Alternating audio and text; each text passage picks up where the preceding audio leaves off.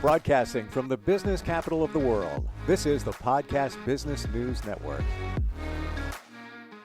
Welcome back, everybody. This situation afflicts many of us, mostly a little bit older, but doesn't have to be. I'm talking about joint pain within your hands, arthritis, other carpal tunnel syndrome. All those things can be challenging when you're trying to just do your day, type, cook, do whatever. Acupuncture can truly support that, alleviate the pain. How does it do it? We're going to find out. She is an expert in that, our professional of the year. She's in New York City and not only does acupuncture, but also Chinese medicine, herbals, and so much more. Dr. Kelly joins us once again today. How you doing? I'm doing good, Steve. How are you doing? Very well, very well. Excited to learn about this. In the times that we've talked about acupuncture, we've never really talked about things like arthritis and how it supports. What's happening when somebody goes to see you? They say, they got some pain in their hands, not really sure what it is, and maybe at that point, or maybe they do know it's diagnosed as arthritis. What happens from there? So actually, recently I have a new patient.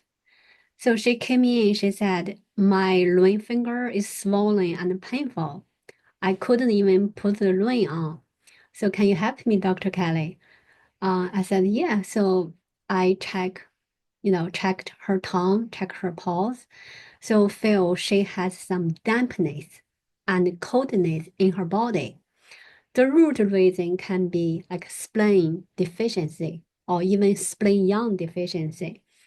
So how I treated her is I think I did both cupping and acupuncture. So cupping is on the back. So usually in my office, I do fair cupping. So you light the fair, you put in the cup, and then you suck on the body. So that can get rid of the coldness and dampness from the body, and it's very effective. I have been using for other patients, like for example, people coughing, just caught a common cold. Usually less the trigger is the cold. So I did light on this patient. Then I also did acupuncture. So I put some needle just wherever the finger swollen. And she reported to me, said, like next day, she can put her ring back. So that is an evidence to show acupuncture cupping can help about arthritis. Wow. Now you've mentioned cupping before, and typically we used to see celebrities doing it. That's when it got popular. I don't know, maybe 15 years ago on the back. So I want to make sure I'm understanding this. You would do cupping to support somebody with arthritis?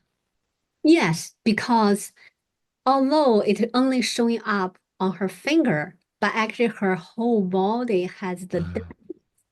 That's why Chinese uh, Chinese medicine doctor usually treat the root. That's why I not only just put needles on her finger, I also put the needles all over her body to support the spleen, make the spleen stronger. It doesn't matter, has to be the finger, it can be the toe. I have patients come in with a toe pain. So similar situation. Mm. Because they have dampness in their body. So what do? We get rid of that dampness. We transform the dampness by acupuncture or by cupping. In that way, arthritis is going to be gone. So when somebody says it's damp out and my joints are hurting me, it's real. Exactly, right? That makes sense. So much sense. Some people are gonna say, "Oh my God, my joint feels so much pain. It's gonna be raining," and Wow. Wow. Okay.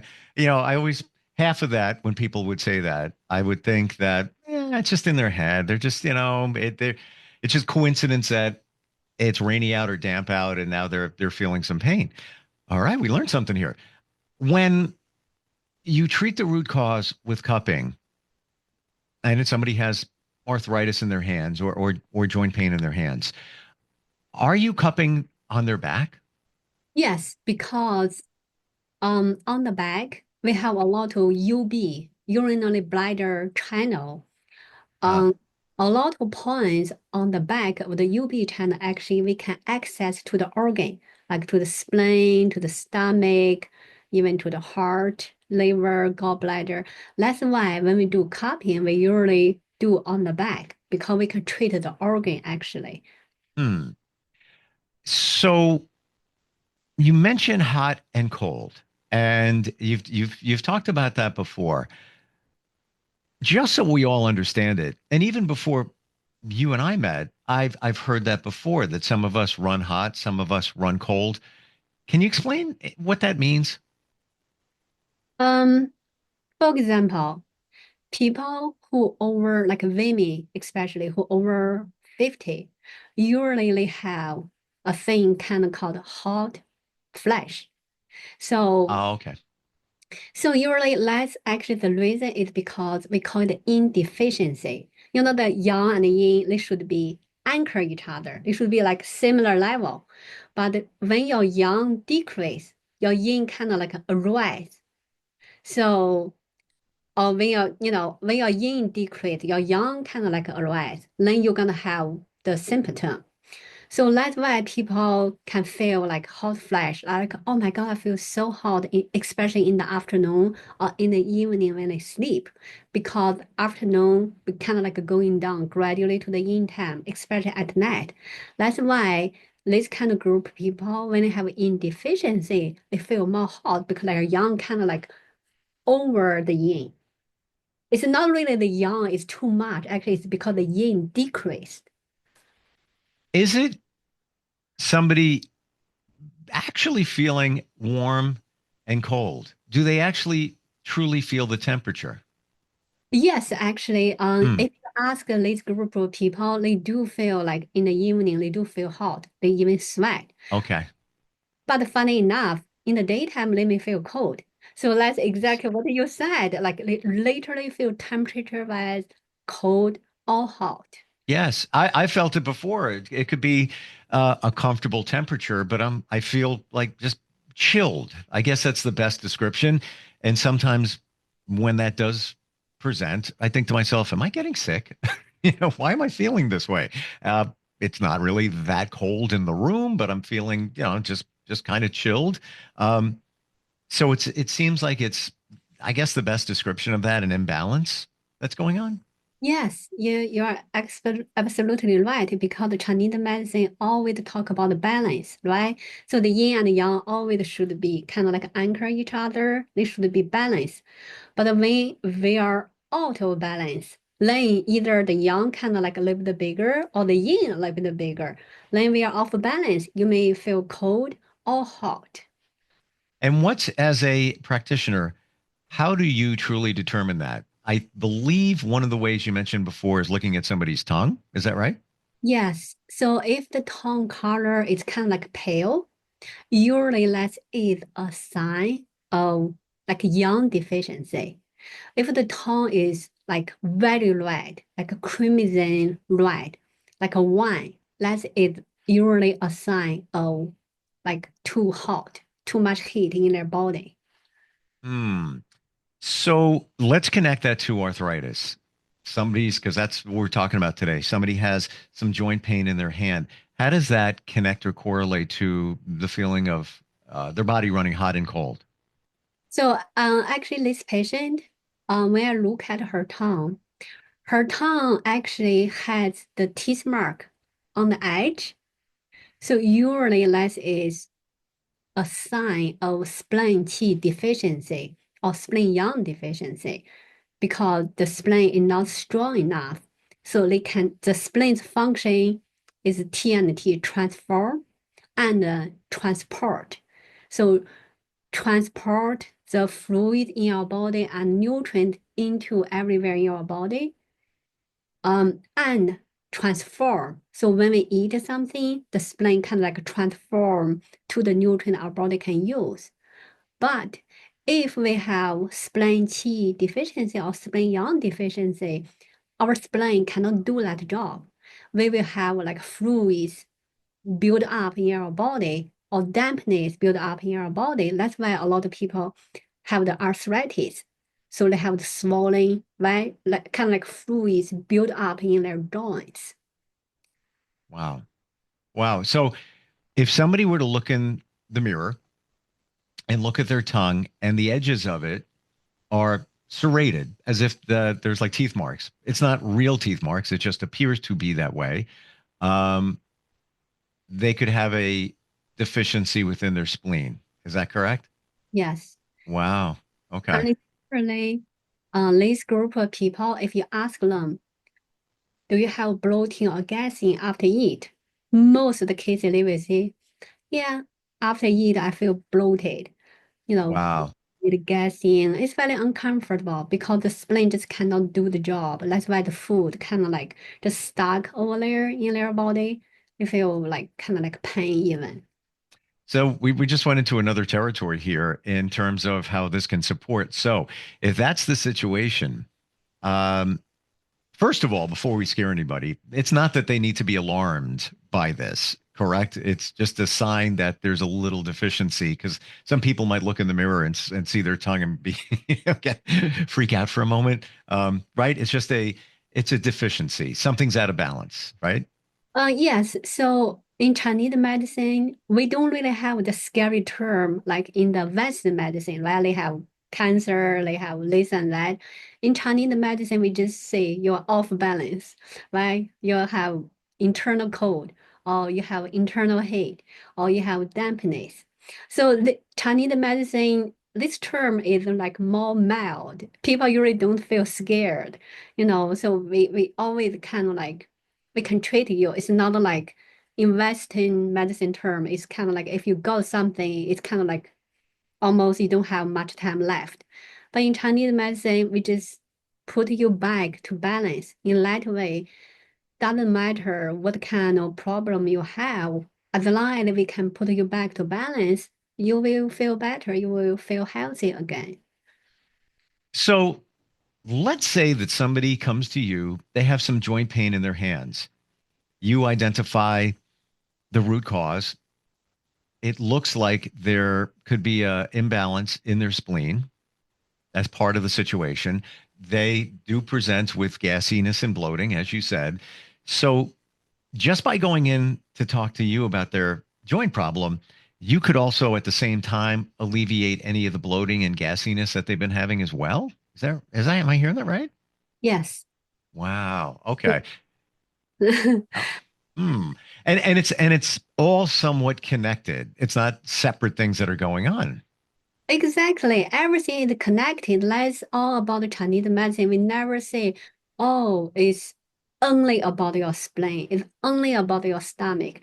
Everything is connected. We have five elements, right? All the five elements, they work together. You cannot have one element is too strong. For example, we have fire, we have earth, we have metal, we have water, we have wood, right? They have also their coordinates organs, like, we have heart, we have stomach, spleen, we have lung, large intestine, we have UB, we have kidney, we have liver, we have gallbladder, right? If your liver is too strong, that's usually is actually a lot of people happen to in this way.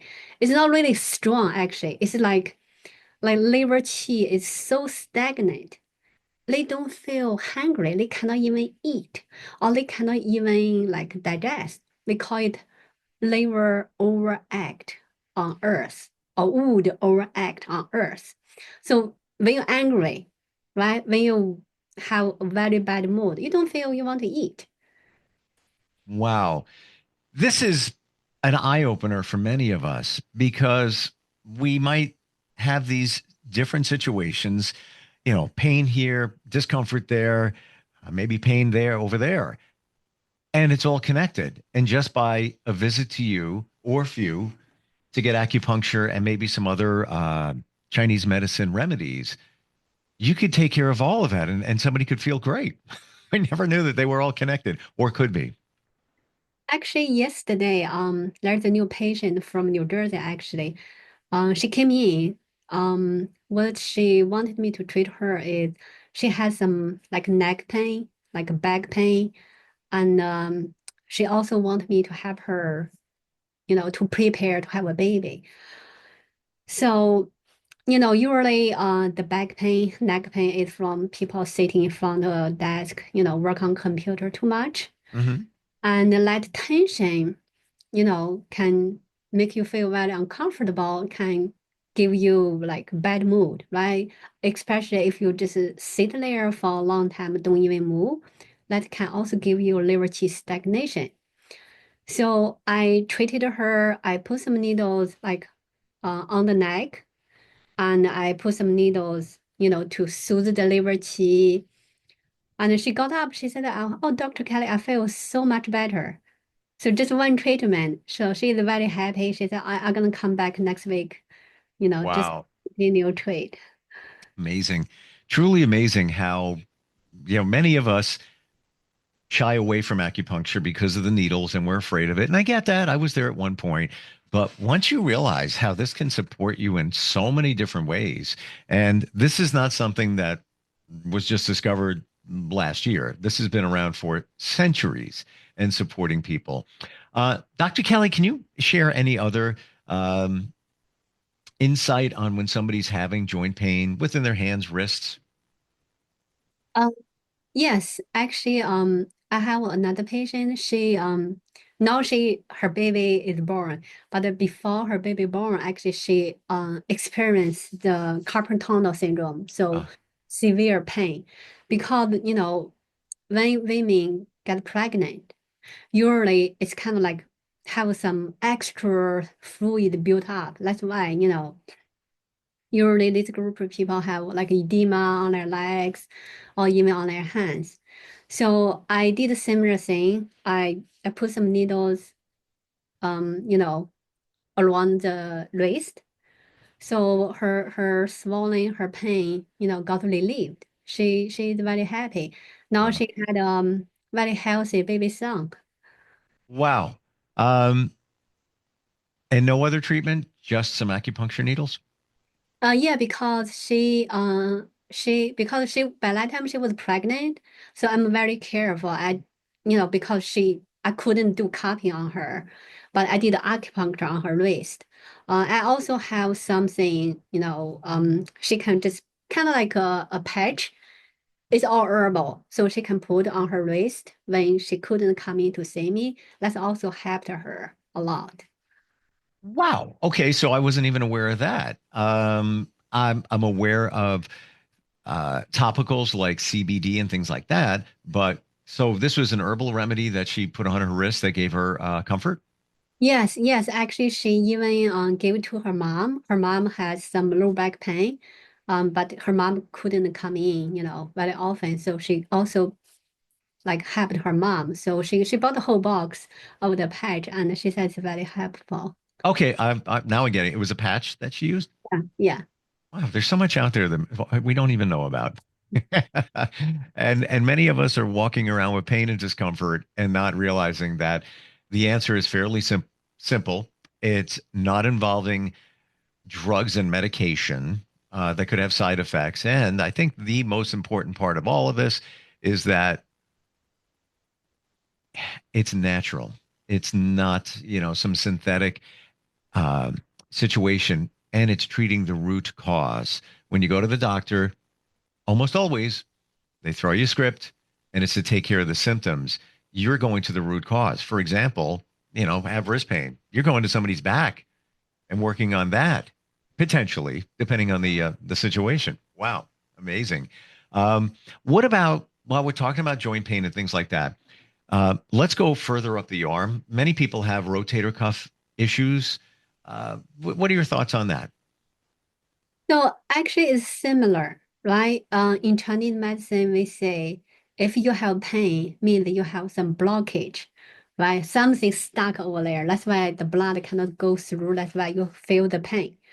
So Oh, you feel the pain. I just use the needle, just break down the blockage. Then your blood can flow, your qi can go, then you don't feel pain anymore. So it doesn't really matter you have neck pain or shoulder pain or or finger pain. So basically whatever you feel the pain is something is like accumulated over there, something like stuck over there. So acupuncture just go there to make it, move. Is it many times when we feel pain, is it some kind of blockage? And that could be from a muscle, that could be from a ligament that is blocking the flow of blood. Mostly, is that what's going on with pain? Yes, yes, Steve, you're right. That's why acupuncture is so powerful. Wow. Like Sunday, there's a new patient. He's only 26, very young, and also he goes to gym, has muscle, but he got a lower back pain. So first I let him face down. I used acupuncture, treated him. After he got up, I said, "How do you feel?" He said, "I kind of still feel a little bit sore here." I said, "Okay, I usually don't let the patient get out of the door if they don't feel better. You don't let them out I don't let them out until they feel better." until you do your job. Um, Interesting.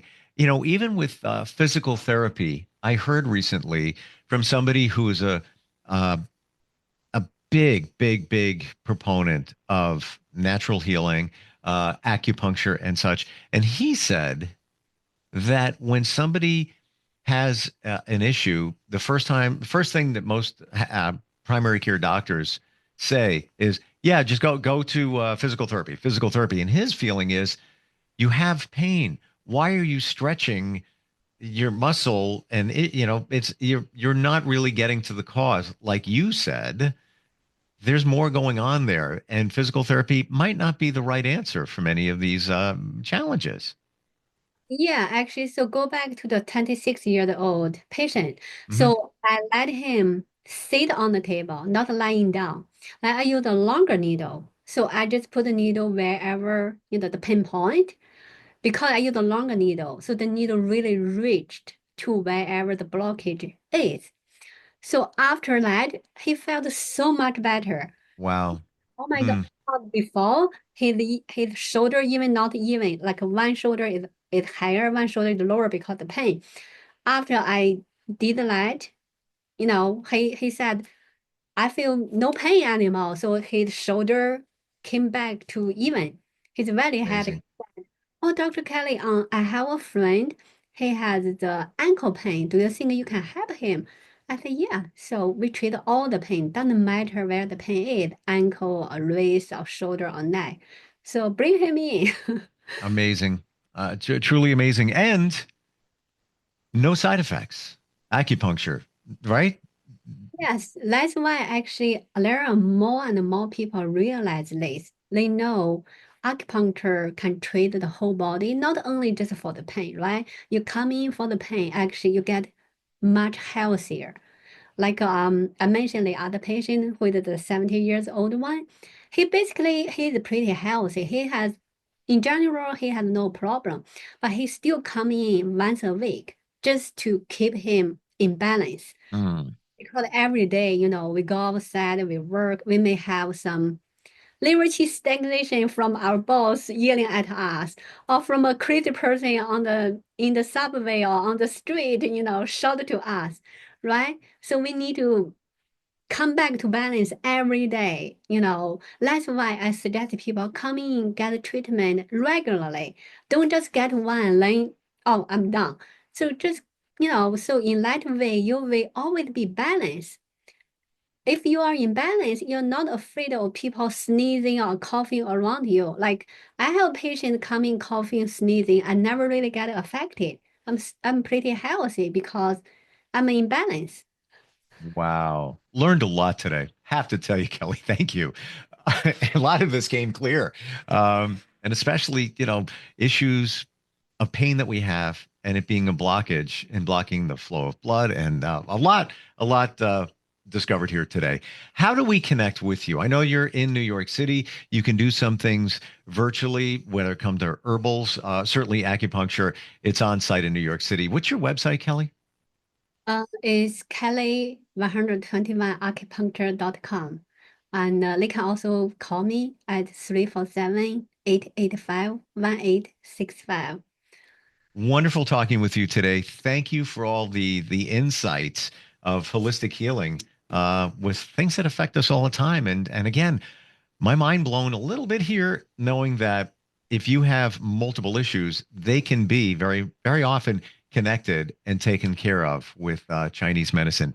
Thanks again for being here. We'll catch up next time. Thank you, Steve. Appreciate it. We'll be right back.